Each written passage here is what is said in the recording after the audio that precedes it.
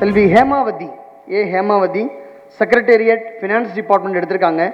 நீதித்துறையினுடைய மிக பெரும் புள்ளியாக எதிர்காலத்தில் உருவெடுக்க இருக்காங்க ஹேமாவதி அவர்கள் வந்தால். ஹேமாவதியை பற்றி ஒரு சில வார்த்தைகள் அவர்கள் பேசுவதற்கு முன்னால் நான் சொல்லியே ஆகணும். உங்கள் எல்லாருக்கும் தெரியும், அப்பா தான் தன்னுடைய எதிர்கால கனவு. அப்பாவுடைய வாழ்வும் அவருடைய உடல்நலம் தான் எனக்கு வாழ்வோட லட்சியம். படிக்கிறதே எனக்காக இல்லை, அப்பாக்காக தான். வேலை வாங்குறது எனக்காக கிடையாது, அப்பா மகிழ்ச்சி அடையணும் தான். எல்லா கூறுகள்லையுமே எல்லா அசைவுகளுமே தன் தந்தையாரை முன்னிலைப்படுத்தி அப்பாவை மட்டும் முன்னிலைப்படுத்தி இந்த வருஷம் வேலை வாங்கி ஆகணும், எங்கள் அப்பாவுக்கு நான் இதை வெற்றி கணக்கியாக சமர்ப்பிக்கணும் என்று கொள்கை உறுதி பூண்டு வீரமங்கையாக திகழ்ந்து இருக்கின்ற ஹேமாவதி அவர்களை உங்கள் பரத்த கலகோஷத்தால் நினைக்கும்படி கேட்டுக்கொள்கிறேன். எல்லாமே பாருங்கள், அவங்க பெற்றோர்கள் கையால் வாங்குற பரிசு வாங்குறதுன்றது ரொம்ப சிறப்பு. ஏன்னா அந்த கௌரவம் என்றது இந்த சபையில் கிடைப்பது மிக பெரும் அரிது. சிறு வயதில் இருந்து ஈன்றெடுத்ததிலிருந்து ஏதேனும் வார்த்தைகளால் கடினப்படுத்திருக்கலாம், உன்னை போய் இப்படி பெற்றுனேன்னு நினச்சிருக்கலாம், நீ இப்படி இருக்கேன்னு சொல்லியிருக்கலாம், ஏதேனும் கடினமான வார்த்தைகளை வீழ்த்தி இருக்கலாம். எல்லா நிகழ்வுகளுக்கும் முத்தாய்ப்பாக இருக்கின்ற தருணம் இது. எல்லாத்துக்கும் முத்தாய்ப்பாக ஹேமாவதி என்னை பெற்றெடுத்ததுக்காக ஏதாவது ஒரு நாள் வருத்தப்பட்டிருந்தா இந்த தருணம் நீ மகிழ்ந்து விடு என்று சொல்வதை போல் இருக்கிறது அவர்களுடைய அரவணைப்பு. மகிழ்ச்சி. மீண்டும் ஒரு முறை கைத்தட்டலாம். அவங்க தான்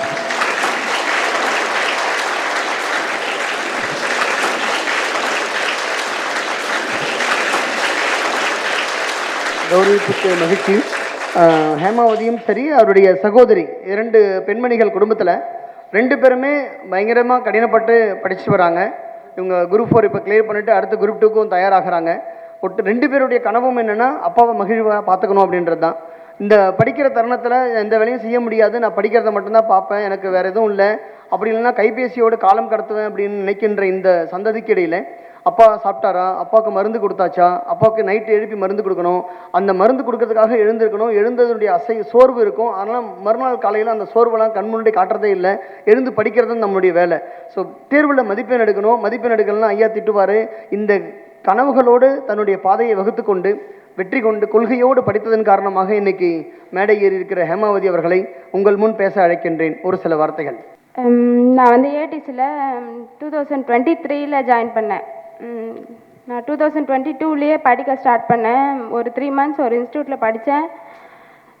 அங்கே வந்து எனக்கு இவ்வளோ காம்படிஷன் இருக்குன்னே தெரியாது. ஏதோ டிஎன்பிஎஸ்சி படிக்கணும், ஒரு 6 மாதத்தில் வேலை வாங்கிடலாம் அப்படி தான் நினச்சி படித்தேன். ஒரு 130 கொஷின் போட்டேன் 2022. கவுன்சிலிங் வந்து தானே எனக்கு ஸ்டெனோ ஒரு ஹையர் ஒரு லோயரில் கிடச்சிடும்னு நினச்சேன், ஆனால் கிடைக்கல. அதுக்கு அடுத்தது 1 year ஒர்க் பண்ணேன். இப்போ வந்து ஏடிசிக்கு சரி நிறைய அப்போ தெரியும், எனக்கு ஏடிசியில் நல்லா எடுப்பாங்கன்னு தெரியும், ஐயா பற்றிலாம் தெரியும் 2020 இங்கே அப்போயே வந்து ஆன்லைன் கிளாஸ் எடுக்கிறது எல்லாமே தெரியும். அப்புறம் வந்து 2023 தான் என் தங்கச்சி வந்து ஜாயின் பண்ணுன்னு சொன்னேன்.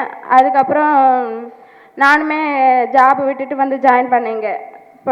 சரி நம்ம கவர்மெண்ட் ஜாப் தான் போகணும் அப்படின்னு சொல்லிட்டு வந்து ஜாயின் பண்ணேன். இந்த 1.5 வருஷமாக இங்கே தான் அப்படியே கண்டினியூஸாக கிளாஸ் வராமல் இருந்ததே கிடையாது. உடம்பு சரியில்லைனாலும் பரவாயில்ல, ஆனால் கிளாஸில் வந்து தான் உட்காரணும். ஸ்வெட்டர் போட்டாலும் பரவாயில்ல, ஜுரம் அடித்தாலும் பரவாயில்ல, இங்கே தான் இருப்பேன். நான் 7 மணிக்கு வந்துடுவேன் காலைல, அதே மாதிரி ஈவினிங் வரைக்கும் இங்கே தான் இருப்பேன்.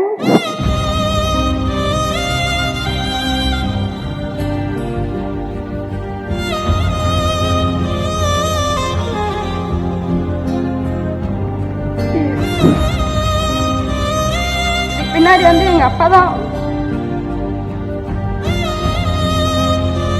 நான் அழக்கூடாதுன்னு நினச்சேன், நான் வந்து அன்றைக்குமே அழுதுட்டேன், இன்றைக்கும் அழுதுட்டேன். இருந்தாலும் எங்கள் அப்பாவை பற்றி நினைக்கும் போது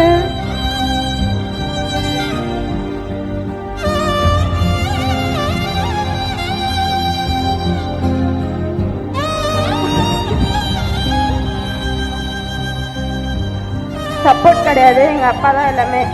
அவர் வந்து ஒரு நாளைக்கு அதிகமாக சொல்கிறது படிங்க அப்படின்றவர் தான். வெளில போகும்போது கூட வெளியில் போயிட்டு வண்டி எடுத்துட்டு கூட படிங்க, உட்காந்து பேசாமல் படிங்க அப்படின்னு சொல்லுவார். எல்லா படி பற்றி எதுவும் தெரியலனாலும் எல்லாத்தையும் அதை பற்றி டிஸ்கஸ் பண்ணுவார். சரி அப்படின்னு சொல்லிட்டு என் தங்கச்சியும் நானும் 2 பேரும் ஒன்றா தான் படித்தோம். அவள் வந்து ஒரு 7 கொஷினில் மிஸ் பண்ணிட்டா. அதனால கொஞ்சம் வருத்தம் இருக்குது. இருந்தாலும் வந்து அவளுக்கு அவள் வாங்கிறத விட நான் வாங்கிறது தான் முதல்ல விருப்பம். ஃபஸ்ட்டு நீ தான் படிக்கும்போது சொல்லுவாள், நீ தான் ஃபஸ்ட்டு வேலைக்கு போகணும் நான் போகிறத விட. ஏன்னா 2 பேரும் படிக்கிறோம் ஒன்றா, நிறைய விஷயத்த ஷேர் பண்ணி படிப்போம். நான் நிறைய விஷயத்த வெளியில் சொல்ல மாட்டேன், ஆனால் அவள் வந்து அப்படி கிடையாது. எல்லா விஷயத்தையும் எனக்கு சொல்லி தருவா உட்காந்து. நான் வேற என்ன சப்ஜெக்ட் படிச்சுடுவேன், மேக்ஸ்லாம் பார்க்காம வந்துடுவேன் டெஸ்ட்டுக்கு. இங்கே வந்து எனக்காக அவள் இன்னொரு வாட்டி சொல்லி தருவேன் எனக்கு. அவளை விட ஆனால் நான் நிறைய மார்க் எடுத்துடுவேன். அதுக்கப்புறம் இப்போ திருப்பி சரி இதுக்கப்புறம் ஃபீல் பண்ணாமல் படி அப்படின்னு சொல்லிட்டேன் நான். ஏன்னா எங்கள் வீட்டில் வந்து ஒரு நெருக்கடி, வேலைக்கு போயே ஆகணும். ஏன்னா வீட்டில் யாரும் வேலை செய்யல. ரொம்ப வருஷத்துக்கு அப்புறம் வீட்டில் ஒரு ஆள் வேலைக்கு போகிறாங்கன்னா அது ரொம்ப ஹாப்பியாக இருக்கும். ஏன்னா எங்கள் வீட்டில் எங்கள் அப்பா வந்து ஒரு 10 வருஷமாகவே எங்களை படிக்க வைக்கிறது தான் அவரோட வேலையே. வேலைக்கு போகிறதுன்னா எங்களை கிளாஸுக்கு கூட்டின்னு வர்றது தான் ஒரு வேலை. காலைல வந்து என் கூடயே சாப்பிட்டுட்டு வெளியிலே உட்காந்துருப்பார். மதியம் சாப்பிட்டு போகும்போது எங்கள் கூடயே கிளாஸ் கவனிச்சுட்டு திருப்பி எங்கள் கூடயே சாப்பிடுவார். ஈவினிங் அதே மாதிரி எங்களை கூட்டின்னு போகிறது தான் வேலை, வெயிட் பண்ணி. அதாவது நாங்கள் படித்தோன்றதை விட எங்கள் அப்பா எங்கள் கூடயே சேர்ந்து படித்தார், அதான் உண்மை. ஏன்னா அவர் வேலைக்கு போனால் கூட சம்பாதிக்கலாம், நம்ம கூடயே வந்து இருந்தார். இருந்தாலும் சரி அதுக்காகவே நம்ம கண்டிப்பாக வேலைக்கு போயே ஆகணும். நான் என் தங்கச்சிலாம் நல்லா சாப்பிட்டு தூங்குவோம். எங்கள் அப்பா வந்து எங்களுக்காக ஃபீல் பண்ணிக்கிட்டு இருப்பார். ஏன்னா அவர் தூங்குறதே மொத்தமாக ஒரு நாளைக்கு ஒரு 4 மணி நேரம் 5 மணி நேரம் தான். மற்ற நேரத்தில் எங்களை பற்றி யோசிக்கிறது தான் வேலையே. எங்களுக்கு என்ன படிக்க வைக்கலாம், எப்படி படிக்கணும், அதை பற்றி யார்கிட்ட கேட்கணும், எந்த இன்ஸ்டியூட் சேர்க்கணும், இதை பற்றி தான். இப்போ வேலை வாங்கி கூட நான் பிகாம் பண்ணணுன்ட்டு எனக்கு முன்னாடி விட்டுறாத, சீனியாரிட்டி போயிடும், நாளைக்கு ப்ரமோஷன் போயிடும், 3 வருஷத்துக்குள்ளே முடிச்சே ஆகணும், நீ எடுத்துகிட்டு அதான் வேணும்னு. அப்போ அதை பற்றி படிச்சே ஆகணும், சீக்கிரம் உஷாராரு அப்படின்னு சொல்லி இப்போ கூட நான் என்னை விட அவர் தான் ரொம்ப ஃபீல் பண்ணுவார் எல்லாத்த பற்றியும். நான் அதை பற்றி கேர் பண்ண மாட்டேன். ஆனால் அவர் சரி எனக்காக முன்னாடியே நேற்று மதியானம் ஒரு 1/2 hour எனக்கு இதை பற்றிலாம் விசாரித்து கேட்டு எல்லாமே இது பண்ணார். இங்கே இன்ஸ்டியூட்டை பற்றி சொல்லணும்னா, நீங்கள் வந்து இருக்க முதல்ல நம்ம போகிற பாதை கரெக்டாக நமக்கு தெரியணும். ஏதோ ஒரு பாதையை ஸ்டார்ட் பண்ணிட்டோம், நம்ம போய் முடிகிற இடம் வந்து கரெக்டாக இருக்காது. அதனால் நீங்கள் சூஸ் பண்ணியிருக்க இடம் வந்து ரொம்ப ரைட்டான இடம். ஃபஸ்ட்டு இந்த இடத்துக்கு வந்திருந்தேன்னா நான் வந்து 2022 வேலை வாங்கியிருக்கலாம், இல்லைனா 2024 வேலை வாங்கியிருக்கலாம். 2 சான்ஸை நான் மிஸ் பண்ணிவிட்டு 2025 தான் வேலை வாங்கியிருக்கேன். அப்போ ஒரு வருஷம் எனக்கு வேஸ்ட்டு. நான் இந்த இடத்த தெரிஞ்சிருந்தும் மிஸ் பண்ணது ரொம்ப என்னோடய மிஸ்டேக் அது. அதனால் எனக்கு ஒரு வருஷம் வேஸ்ட் ஆகிடுச்சு. நீங்கள் வந்திருக்க இடம் அதனால் ரைட்டு. அதனால் இங்கே என்ன சொல்கிறாங்களோ அதை நீங்கள் கண்ணை மூடின்னு படிக்கலாம். என்ன சொல்கிறாங்களோ அதை அப்படியே ஃபாலோ பண்ணலாம். அதை பற்றி நீங்கள் விசாரிக்க வேண்டியதே கிடையாது. கொஸ்டின் பேப்பர் வந்து எங்கள் வீட்டில் 2 ரேக் ஃபுல்லாக கொஸ்டின் பேப்பர் இருக்கும். ஏன்னா இந்த 2 வருஷமாக இங்கே ஏடிஎஸ்சியில் கொடுக்குற ஒரு கொஸ்டின் பேப்பர் கூட நான் வாங்காமல் இருந்ததே கிடையாது. எல்லா கொஸ்டின் பேப்பர் 2 செட்டு எங்கள் வீட்டில் எல்லாமே அப்படியே அடுக்கி வச்சுருவோம். எல்லாமே எனக்கு கொஸ்டின் பேப்பர் பார்க்காம நான் எக்ஸாம் முன்னாடி போனது கிடையாது. டிஎன்பிஎஸ்சி எக்ஸாம் போகும்போது எல்லா கொஸ்டின் பேப்பரையும் ஒரு முறையாவது பார்த்தோம் அப்படின்ற ஒரு மனநிலைமையோடு தான் போவேன். ஏன்னா எனக்கு அதை பார்த்தா தான் கொஞ்சம் ஒரு சாட்டிஸ்ஃபேக்ஷனாகவே இருக்கும். இங்கே ஏடிசி கொஸ்டின் பேப்பர் பார்த்துட்டாலே போதும், நம்ம அங்கே போனால் எல்லாமே ஈஸியாக தான் வந்துடும். எனக்கு எல்லாம் கஷ்டம்னாங்க, எனக்கு கஷ்டமாகவே இல்லை. கொஸ்டின் பேப்பர் வாங்கினோடனே இங்கே எப்படி எழுதுனா அதே மாதிரி தான் இருந்தது. அது எல்லாருக்குமே அப்படி தான் இருக்கும். அதனால சரி நான் அதை பற்றி ஃபீலே பண்ணலை. கஷ்டமாக கேட்டாங்களா, இவ்வளோ பேச்சு கேட்டாங்களா, அதை பற்றிலாம் நான் யோசிக்கல. அதெல்லாம் எக்ஸாம் முடிச்சுட்டு வந்து தான் எனக்கு அதை பற்றிலாம் தெரிஞ்சுது. கஷ்டமாக கேட்டிருக்காங்க, இவ்வளோ பேச்சு இருக்குது, படிக்கவே டைம் பத்தலை, இதெல்லாம் வந்து எனக்கு இங்கே வந்தால் தெரியும். அதே மாதிரி எக்ஸாம் ஹாலில் வந்து நமக்கு டைம் பத்தலைன்னா அப்போ தான் நம்ம படிக்க ஆரம்பிச்சுக்கிறோன்னே அர்த்தம். டைம் மேனேஜ்மெண்ட் ரொம்ப முக்கியம். ஏன்னா எனக்கு 2 குரூப் 4 எழுதினப்பயுமே வந்து டைம் மேனேஜ்மெண்ட் பற்றி எதுவுமே தெரியாது. நான் போவேன், ஏதோ எக்ஸாம் எழுதுவேன், முன்னாடியே முடிச்சுட்டு முன்னாடியேனா ஒரு 10 நிமிஷம் முன்னாடியே முடிச்சுட்டு உட்காந்துருவேன். கரெக்டாக இருக்கும் டைமு அப்படின்னு தான் நான் நினச்சிருந்தேன். ஆனால் அப்படி கிடையாது. உண்மையாக இங்கே வந்து பேசுகிறவங்களாம் சொல்லுவாங்க, ஜெயிச்சுட்டு வந்து பேசுனவங்களாம் சொல்லுவாங்க டைம் பத்தலை அப்படின்னு சொல்லுவாங்க. இதில்னா டைம் பத்தாமல் போகிறதுக்கு தமிழ் மேக்ஸ். ஆனால் நான் படிச்சுன்னு போனது 2 குரூப் 4லையுமே தமிழ் மேக்ஸ் மட்டும்தான். பாலிட்டி எக்கனாமிக்ஸ்லாம் சும்மா லைட்டாக தான் பார்த்துன்னு போனேன், மற்ற எதுவுமே ஜிகேவே படிக்கல. இந்த வாட்டி தான் வந்து பாலிட்டி, எக்கனாமிக்ஸ், தமிழ், யூனிட் 6 நான் படித்த சப்ஜெக்டே இது 4 தான். மற்ற எதுவுமே நான் படிக்கல, தொட்டதே கிடையாது. தொடாமல் எப்படிங்க வந்து நின்றுட்டேன்னு பார்க்குறீங்க. ஆனால் சயின்ஸ்லாம் நான் எடுத்ததே கிடையாது இந்த 3 வருஷத்தில். சயின்ஸு ஒரு கொஸ்டின் படித்தது கிடையாது. ஜாகிரஃபி வந்து இங்கே எடுக்கிறது மட்டும் தான் காதில் வாங்குவேன். ஆனால் அது நோட்ஸ் எல்லாம் திருப்பி பார்த்தது கிடையாது. என் நோட்ஸு எல்லாருக்கிட்டே இருக்கும், ஆனால் நான் பார்த்தது கிடையாது. என் நோட்ஸானு எனக்கே தெரியாது, ஏன்னா படிச்சதே கிடையாது. சும்மா காதில் மட்டும் தான் வாங்குவேன், அதை வச்சு போட்டுருவேன் ஜாகிரஃபிலாம். ஹிஸ்ட்ரியும் அதே தான். ஹிஸ்ட்ரி வந்து எனக்கு பிடிக்காது, அது கொஞ்சம் ரேராக ரொம்ப நிறைய கண்டென்ட் இருக்குன்றதுனால படிக்க மாட்டேன். இருந்தாலும் இங்கே எடுக்கிற கொஸ்டின் மட்டும் சரி இங்கே நம்ம அப்சர்வாக இருக்கணுன்றதுக்காகவே காதில் வாங்குவேன் நிறைய விஷயங்களை. ஆனால் அதை வச்சு நான் 5 கொஸ்டினில் ஒரு 3 கொஸ்டின் 2 கொஸ்டின் போட்டுருவேன். அதனால் அதெல்லாம் எடுத்து படிக்க வேண்டியதே தேவைப்படலை எனக்கு. அதுக்கடுத்து நீங்கள் வந்து என்ன தெரிஞ்சுக்கணுன்னா, என்ன படிக்கணும்னு தெரிஞ்சுக்கிறத விட என்ன படிக்கக்கூடாதுன்னு தெரிஞ்சுக்கணும் கண்டிப்பாக. ஏன்னா இங்கே வந்து இப்போ இருக்க சிலபஸில் நம்ம தேவையில்லாதெல்லாம் படிக்க வேண்டியதே கிடையாது. தேவையான சப்ஜெக்டில் மட்டும் ஃபோக்கஸ் பண்ணாலே ஈஸியாக நமக்கு பிடிச்ச டிபார்ட்மெண்ட் எடுத்துன்னு போயினே இருக்கலாம். நான் வந்து செக்ரட்டரியேட் தான் வேணும், ஏன்னா 4 பேர் மாதிரி நம்ம வேலை செஞ்சோம் போகணுன்னு இருக்கக்கூடாது.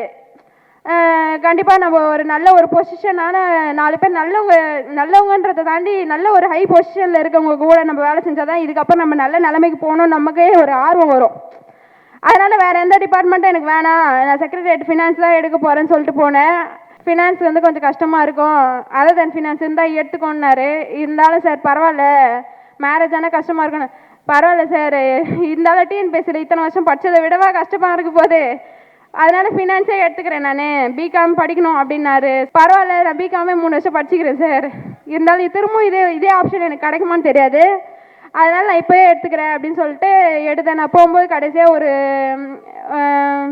ஒரே ஒரு ஃபினான்ஸ் ஒன்று இருந்துச்சு பிசியில். சரி அது எனக்கான ஆப்ஷன் நினச்சி நான் எடுத்துட்டேன். நான் டிஸ்கஸ் பண்ணதுமே வேறு எந்த டிபார்ட்மெண்ட்டை பற்றி டிஸ்கஸ் பண்ணலை. கடைசி வரைக்கும் அவங்க எல்லாரும் டிபார்ட்மெண்ட் கோடு எழுதுகிறாங்க, அவசரமாக ரொம்ப பரபரப்பாக இருந்தாங்க கவுன்சிலிங் ஹாலில்.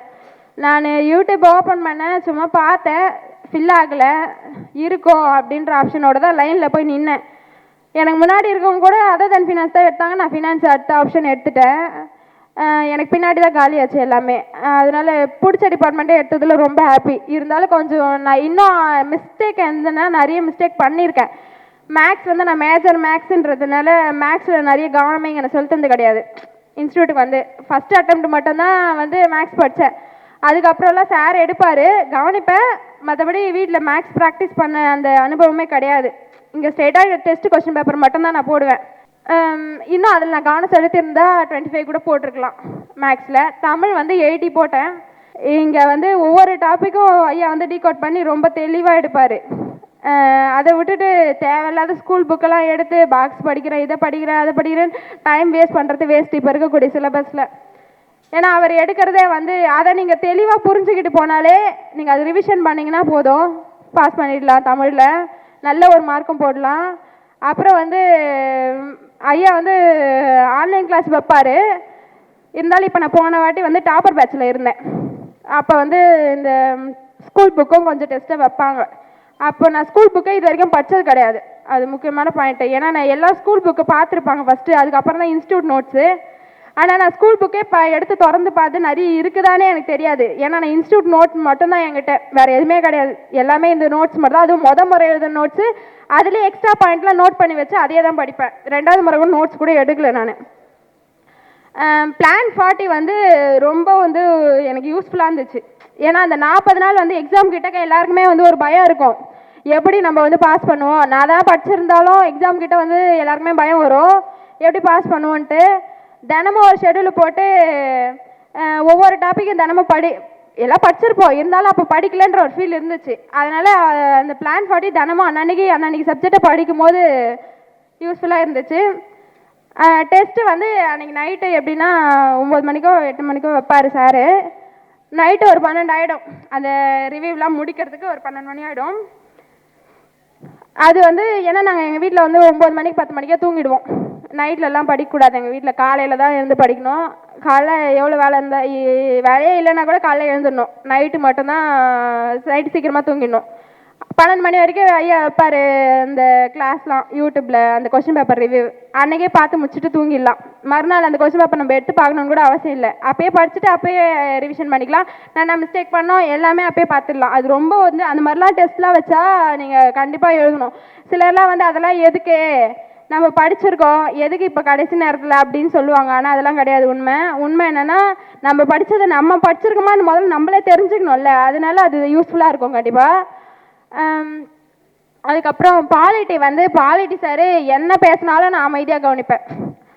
அவர் என்ன பேசினாலும் என்ன எடுத்தாலும் அமைதியாக என்ன வேணால் கேட்கலாம். என்ன சப்ஜெக்ட் எடுத்தாலும் சரி பரவாயில்ல கவனிக்கலான்ற மாதிரி பேசுவார். அவர் பேசுகிறதே ரொம்ப அழகாக இருக்கும். பேசுறதே கேட்டுனே இருக்கலாம் அப்படின்ற மாதிரி. ஆனால் அவர் லிமிட்டாக தான் பேசுவார். ரொம்ப அதிகமாக பேச மாட்டார். அவர் பேசுறதுலாம் ரொம்ப வேல்யூபிளான பாயிண்ட்டாக இருக்கும். தேவையில்லாத ஒரு பாயிண்ட் கூட இருக்காது அதில். பாலிட்டி நான் படிக்க மாட்டேன். வீட்டுக்கு போயிட்டுலாம் படிக்க மாட்டேன். இங்கே எடுக்கிறது மட்டும் தான் காதில் கேட்பேன். அதோட வீட்டுக்கு போய் ஒரு ரிவிஷன். அதுவும் வீட்டுக்கு போயிட்டு இல்லை, டெஸ்ட்டு என்ன டாபிக் தரானோ அது சும்மா ஒரு ரிவிஷன் மட்டும் தான் பண்ணின்னு வருவேன். மற்றபடி பாலிட்டியில் படிக்க எதுவுமே கிடையாது. எக்கனாமிக்ஸ் இந்த மாதிரியான ஒரு நோட்ஸ் உங்களுக்கு எங்கேயுமே கிடைக்காது. சசி சார் சொல்லுவார், மெயின்ஸ் படிக்கும்போது நான் இதுக்காக 60 மணி நேரம் செலவு பண்ணேன். அவர் வேலைக்கு போயிட்டு நைட் அந்த டைமில் தான் செலவு பண்ணுவார். அப்போ சொல்லுவார், இத்தனை மணி நேரம் ஆச்சு இந்த ஒரே ஒரு டாபிக் நான் ரெடி பண்ணேன். டீகோட் பண்ணி எடுக்கணும் மெயின்ஸ் சப்ஜெக்ட்லாம். அதில் ஒவ்வொன்றத்தை பற்றி அவளோட பாயிண்ட்ஸ் அவர் கண்டுபிடிச்சி எடுத்துன்னு வரதுக்கு இத்தனை மணி நேரம் ஆச்சுன்னு சொல்லுவார். அவர் அவ்வளோ எஃபெக்ட் போட்டாருன்னா அந்த பாயிண்ட்லாம் உங்களுக்கு யூஸ் ஆகணுன்றதுக்காக தான் அந்த எஃபெக்ட். அந்த நோட்ஸ் சில பேர் திருப்பி கூட பார்க்காதவங்களும் இருப்பீங்க. அது பார்த்தா அது புரியும் எவ்வளோ. ஆனால் என்னால் அந்த எக்கனாமிக்ஸ் ரிவிஷனே பண்ணி முடிக்க முடியல. அவ்வளோ 2-3 நோட் ஆயிடுச்சு. சப்ஜெக்ட் ரொம்ப அதிகம். அதில் சாரை இன்னொரு சாருக்கு அதே சாரை எடுப்பார். அவர் சில டாபிக் மட்டும் தான் எடுப்பார். எக்கனாமிக்ஸ் சார் சசி சார் நிறைய எடுப்பார். அது எல்லாத்தையும் ஒவ்வொரு வாட்டியும் எக்ஸ்ட்ரா பாயிண்ட்டு எங்கேருந்தா எடுத்துன்னு வந்து தருவாரே தெரியாது, அப்படி கொடுப்பாரு. யூனிட் 6 நான் இங்கே சார் எடுக்கிறது முறை மட்டும் தான் கவனித்தேன். அடுத்த முறைலாம் நோட்லாம் மூடி வச்சுருவேன். சும்மா அவர் எடுக்கிறத அப்படியே நானே ஆன்சர் அப்படியே லைனாக சொல்லினே வருவேன். அவர் எடுக்கிறத அப்படியே பேசினே வருவேன்னா கிட்டத்தட்ட. ஏன்னா அவர் எடுக்கிறது அப்படியே ரெஜிஸ்டர் ஆகிடும், நம்மளே திருப்பி எடுக்கலாம் அப்படின்ற அளவுக்கு அவர் திருப்பி எடுப்பார் ஒவ்வொரு முறையும். அவர் கிளாஸே மட்டுமே நான் 5 முறை கவனிச்சிருக்கேன் இந்த ஏடிசியில் மொத்தமாக ஃபுல் டாப்பிக்கை. ஏன்னா எத்தனை முறை எதுக்குன்னு இருக்கும் அவர் வரும்போது. ஆனால் அது யூஸ் ஆகுறது எக்ஸாமில் தெரியும் உங்களுக்கு. உங்களே அறியாமல் டஃப்பாக கேட்ட கொஸ்டினில் நீங்கள் ஆன்சர் பண்ணுவீங்க. அப்போது யூஸ் ஆகும் அந்த பாயிண்ட்லாம். வேறு நீங்கள் முக்கியமாக படிக்க வேண்டிய சப்ஜெக்ட்னு பார்த்தா தமிழ், பாலிட்டி, எக்கனாமிக்ஸ், யூனிட் 6. இதை படித்தா நீங்கள் கண்டிப்பாக இந்த இடத்துக்கு நெக்ஸ்ட் டைம் நிற்கலாம். மற்ற சப்ஜெக்டில் காதில் வாங்கினா போதும். அதெல்லாம் உட்காந்து நீங்கள் படிக்க வேண்டிய அவசியமே கிடையாது. அதுலேயே நீங்கள் நல்ல ஸ்கோர் பண்ணிடலாம். அப்புறம் நான் அதே தெரிஞ்ச கொஸ்டினை மிஸ்டேக் பண்ணிட்டேன். அதனால் இல்லைன்னா நல்ல ரேங்க் எடுத்துருக்கலாம் இன்னும் கூட. இருந்தாலும் ஹாப்பி. நான் நினச்ச டிபார்ட்மெண்ட்டே எடுத்ததில் ரொம்ப ஹாப்பி. அப்புறம் கிளாஸ் ரொம்ப எங்கேயுமே 10 மணிக்கு தான் கிளாஸு. இங்கே மட்டும் தான் 7 மணிக்கு 8 மணிக்கு கிளாஸு. டிஎன்பிஎஸ்சி கிளாஸுக்கு போகிறேன்னா 8 மணிக்கா 7 மணிக்கான்னுவாங்க எல்லாரும். ஆமாம், நாங்கள் 6 மணிக்கு அங்கே தான் இருப்போம். நீங்கள் 6 மணிக்கு கிளம்புறீங்க, நாங்கள் 6 மணிக்கு அங்கே தான் இருப்போம். நாங்கள் நைட்டு வீட்டுக்கு போகிறோமானே தெரியாது, இங்கே தான் இருப்போண்ணா அப்படின்னு சொல்லுவேன் நான். 2 வருஷம் நான் இங்கே தான் இருந்திருக்கேன் முக்கால்வாசி. எல்லா கிளாஸும் ரொட்டீனாக. இப்போ தான் குரூப் 4 முடிஞ்சு தான் நான் அதுக்கப்புறம் ஜாயின் பண்ணலை. அதுக்கப்புறம் நான் படிக்கிற ஐடியாவே இல்லை. போதும் நம்ம படித்தது நம்மளால். ஆனால் எனக்கு ஒரு நம்பிக்கை உள்ளுக்குள்ளே கண்டிப்பாக நம்ம வந்துடுவோம், இந்த இடத்துக்கு வந்துடுவோம், ஜெயிச்சிருவோம் அப்படின்னு ஒரு நம்பிக்கை எனக்கு. வரலன்னா என்ன பண்ணுவேன்னு எல்லாரும் கேட்டாங்க. ஆனால் வந்துடும் அப்படின்னு சொன்ன ரிசல்ட்டுக்கு அப்புறம் எனக்கு எல்லாருக்கிட்டும் நான் அனலைஸ் கேட்டாலும் எனக்கு தெரியும் கண்டிப்பாக நம்ம போயிடுவோம் அப்படின்றது மட்டும் எனக்கு தெரியும். அந்த நம்பிக்கையில் நான் படிக்கலை. இருந்தாலும் வரலனால நான் நெக்ஸ்ட்டு படிக்கிற மாதிரி இல்லாமல் இருந்தேன் அப்போது சுச்சுவேஷன் அந்த மாதிரி. அதனால் நான் வேலைக்கெலாம் போகலான்னு கூட எங்கள் அப்பா கிட்டே கேட்டேன். அவர் என்ன சொல்லிட்டாரு, நீ இன்னும் 2 வருஷம் ஆனாலும் பரவாயில்ல, படிச்சுட்டு கவர்மெண்ட் ஜாபுக்கு தான் போகணும். கவர்மெண்ட் அதுவும் குரூப் 4க்கு போகணுன்றது நான் 18 வயசுலேயே முடிவு பண்ணிட்டேன். இப்போ கிடையாது. இந்த 5 வருஷம் கழிச்சு 23 இப்போ தான் வாங்கியிருக்கேன் நான் ஜாபு. ஆனால் 5 வருஷத்துக்கு முன்னாடியே நான் காலேஜ் ஜாயின் பண்ணும்போது பிஎஸ்சி மேக்ஸ் எடுக்க போகிறேன்னு சொல்லும்போது அப்போயே நெக்ஸ்ட் என்ன படிக்க போகிறீங்க அப்படின்னாங்க. குரூப் 4 தான் எழுத போகிறேன். ஏன்னா படித்தது எல்லாமே கவர்மெண்ட் ஸ்கூல் தான். நம்மள மாதிரி கவர்மெண்ட் ஸ்கூலில் படிக்கிறவங்களுக்கு காம்படிட்டிவ் எக்ஸாம் ரொம்ப யூஸ்ஃபுல்லாக இருக்கும். யூஸ்ஃபுல்ன்றதுனால நம்மளால் இது மட்டும் தான் பண்ண முடியும். நெக்ஸ்ட்டு நல்ல ஒரு ஃபினான்ஷியலாக சப்போர்ட்டு இல்லைன்னா இந்த ஆப்ஷன் தான் நம்ம எடுக்க முடியும் அப்படின்னு சொல்லிட்டு எனக்கு தெரிஞ்சுது. சரி நம்மளால் ஓகே ஒரு ஆவரேஜாக தான் படிக்க முடியும். அது இல்லாமல் சரி நம்ம குரூப் 4 தான் கண்டிப்பாக பாஸ் பண்ணி ஆகணும்னு சொல்லிட்டு அப்போயே முடிவு பண்ணிவிட்டு எடுத்துட்டேன். பிஎஸ்சி மேக்ஸ் முடிச்சுட்டு அப்போயே நான் ஷார்ட் ஹேண்டு டைப்பிங்லாம் அந்த 2 வருஷம் கொரோனா டைம்லேயே எல்லாமே முடிச்சுட்டு இந்த 3 வருஷமாக இப்போ டிஎன்பிஎஸ்சி படிச்சுன்னு இந்த 2.5 வருஷமாக.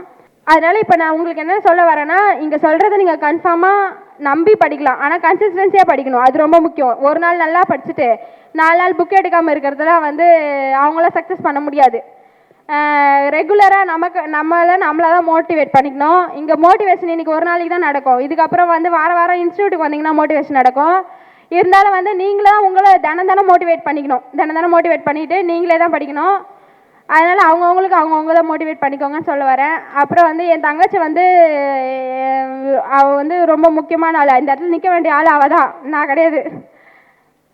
ஏன்னா நான் நிறைய விஷயம் சொல்ல மாட்டேன், சீக்ரெட்டாக வச்சுப்பேன், வெளியில் சொல்லாமல் அமைதியாக இருந்துருவேன். ஆனால் அவள் அப்படி கிடையாது, எல்லாத்தையும் என்கிட்ட சொல்லிவிட்டு இது பண்ணா. இன்னைக்கு கூட சரி நல்லா பேசுன்றது கூட அவளை சொல்லி அமிச்சா, அங்கே போய் அழுவாமல் நல்லா அமைதியாக பேசு அப்படின்னு சொல்லிட்டு. ஏன்னா அன்றைக்கே பேச முடியலன்னு சொல்லிட்டு. நெக்ஸ்ட் டைம் அவளை வாங்கிடுவான்ட்டு நம்பிக்கை எங்கள் வீட்டில், கண்டிப்பாக வாங்கிடுவா. தேங்க்ஸ், ரொம்ப தேங்க்ஸ். 5 பேருங்க. அந்த 5 பேருமே யாருமே அரசு உயராக வரல, நானும் வரல. எனக்கு பிறந்த பிள்ளைங்க 2 பெண்ணுங்க. 2 பெண்ணும் ஆண் பிள்ளையாக இருந்தால் வியாபாரம் பண்ணி கோடிக்கணக்கில் சம்பாரிச்சிக்கலாம். பெண் பிள்ளையாக இருக்குது ஒரு வீட்டுக்கு போகிறதுனால நான் அரசு உயராக வாங்கிட்டா நீங்கள் ஒருவருக்கு சாப்பாடு போடலாம். இப்போ எனக்கு இந்த பாப்பா பாஸ் ஆனதுனால எனக்கு அன்னையிலேருந்து எனக்கு கவலை கிடையாது. காரணம் என்னென்னா அவங்க இன்னொருத்தருக்கு சாப்பாடு போடுவாங்க. கணவருக்கே வேலை இல்லைன்னா கூட சாப்பாடு போட சொல்லிட்டேன். இப்போ நான் எங்கள் அப்பாவுக்கு போட்ட மாதிரி எங்கள் பொண்ணு மாமனாருக்கு சாப்பாடு போட சொல்லியிருக்கேன். இதுதான் இது. பாஸ் ஆகிறது பெருசு இல்லை, சம்பாதிக்கிறது பெருசு இல்லை. கணவர்கிட்ட காசு இல்லையேன்னு சொல்லிட்டு சாப்பாடு போடாமல் விட்டுறது கிடையாது. அவங்களுக்கு போட்டுட்டு தான் இவங்க சாப்பிட்ணும். அதுதான் குடும்பம். என்ன இருக்குதுன்றது பெருசு இல்லை, குடும்பம் இருக்குதான்றது தான் பெருசு. எனக்கு 2 பெண் பிள்ளைங்க. அது இன்னொரு பிள்ளை 6 மார்க் எடுக்காத காரணத்தால் கொஞ்சம் வருத்தமாயிடுச்சு. இருந்தாலும் நான் அதே கேட்டாண்ட அடுத்த வருஷம் இந்த நாள் நான் கூப்பிட்டு வரேன், நீ பாஸ் ஆகிடுவேன், வேலை வாங்கலாம் அப்படின்னு சொல்லியிருக்கேன். அதே மாதிரி நீங்கள் எல்லாருமே பெண் பிள்ளையாக இருந்தாலும் ஆண் பிள்ளையாக இருந்தாலும் முயற்சி பண்ணுங்கள். கண்டிப்பாக நான் சந்தோஷப்படுற மாதிரி உங்கள் அப்பா அம்மா தங்கச்சி அனைவருமே சந்தோஷப்படுற மாதிரி நீங்கள் வெற்றி பெறுங்க. முயற்சி பண்ணிங்களா வீண் போகாது. இது எனக்கு தெரியுது. நானும் இது வரைக்கும் வருத்தப்படலை. வாய்ப்பு இல்லைன்னு சொன்னாங்க எனக்கு 100 நாளைக்கு முன்ன, அதுக்கு கூட நான் வருத்தப்படலை. இப்போ இறைவன் கொஞ்சம் ஒத்துழைக்கிறார், நம்ம மட்டும் கிடையாது. நம்பிக்கையும் இருக்கணும், இறைவனும் கொஞ்சம் ஒத்துழைக்கணும். அப்படி இருந்துச்சுன்னா வாய்ப்பு இருந்தால் நிற்க போகிறதில்ல. இருந்தாலும் சும்மா உட்காந்துருந்தால் வாய்ப்பு வரவே வராது. படித்தாதான் வரும். இதுக்கு அளவில்லாமல் படிக்கணும். தூக்கம் வர வரைக்கும் படிக்கலாம். அப்படியே பெண்ணு புக்கை வச்சுன்னு கூட தூங்கிடுவாங்க சில பிள்ளைங்க. அது மாதிரி தான் இருக்கும். அதுக்கெல்லாம் தூக்கம் கெடுதுன்னு சொல்ல முடியாது. கஷ்டப்பட்டு படித்தா பின்னாடி நல்லா இருக்கலாம். இது எனக்கு தெரிஞ்ச அனுபவத்தில். நான் எங்கள் பிள்ளைங்க பாஸ் ஆனது மட்டும் இல்லை, ஒவ்வொரு பிள்ளைங்களும் நான் பார்க்க போகிறேன். நான் கூட்டின்னு விட்டுட்டு 5 மணி நேரம் 7 மணி நேரம் காஞ்சிபுரத்தில் பிளாட்ஃபாரத்தில் படுத்து இருந்துட்டு போவேன். ஆனால் எதுக்குன்னு சொன்னால் எங்கள் பசங்க படிப்பு தான் நோக்கத்தில். நான் எனக்கு காசு 50 100 சில்லறையாக கொடுத்துட்டு போவாங்க. ஏன்னா என் காசு தான். ஏன்னா அது சாப்பிடாமல் இருந்துட போகிறேன் 500 ரூபாயா இருந்தால் அப்படின்ற அளவுக்கு எங்கள் பசங்க பார்த்தாங்க. அந்த சந்தோஷம் இப்போ நமக்கு பெரிய பெற்றோர்கள் சந்தோஷம் கிடையாது. பிள்ளைங்க நல்லா ஆகிட்டாங்கன்னா அதுவே பெரிய சந்தோஷம். இதேமாதிரி இன்னும் இருக்கிற இந்த இன்ஸ்டியூட்டில் 3 வருஷமாக படிக்கிறாங்க. அதே மாதிரி நீங்களும் படிக்கிறதுனால நீங்களும் முயற்சி பண்ணுங்கள். கண்டிப்பாக உங்களுக்கும் வாய்ப்பு கிடைக்கும். உங்கள் பெற்றோர்கள் சந்தோஷப்படுவாங்க. மற்றபடி எதுவும் இல்லை. நீங்கள் முயற்சி பண்ணால் கண்டிப்பாக வாய்ப்பு உண்டு, எல்லாருக்குமே உண்டு. கண்டிப்பாக எறும்பும் தன் கையால் என்சாங் எல்லாருக்கும் வல்லமையே அப்படின்றது ஐயாவோட வார்த்தைகள் நிரூபிக்கின்றது.